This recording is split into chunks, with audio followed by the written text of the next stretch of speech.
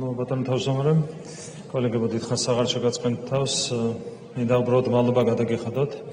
პირველ რიგში მადლობა მინდა გადაგიხადოთ ნდობისთვის, რომელიც თქვენ გამოუცხადეთ საქართველოს მთავრობას ჯერ წელიწადნახევრის წინ, გასული წლის თებერვალში და შემდეგ ნახევარი წლის წინ, საპარლამენტო არჩევნების შემდეგ.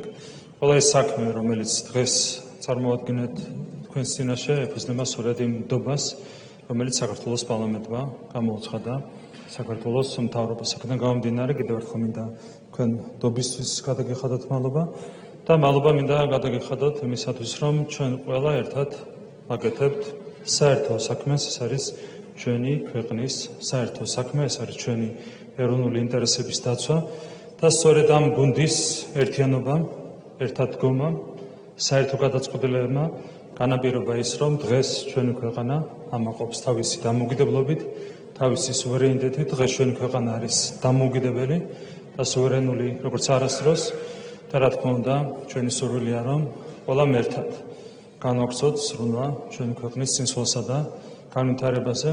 წინ კიდევ ძალიან დიდი ამოცანები გვაქვს დასახული და ჩვენი ერთიანობით აუცილებლად ყველა მიზანს მივახცევთ. კიდევ ერთხელ უდიდესი მადლობა ნდობისთვის, მხარდაჭერისთვის და დღევანდელი დღისთვის თქვენი ყურადღებისთვის. დიდი მადლობა.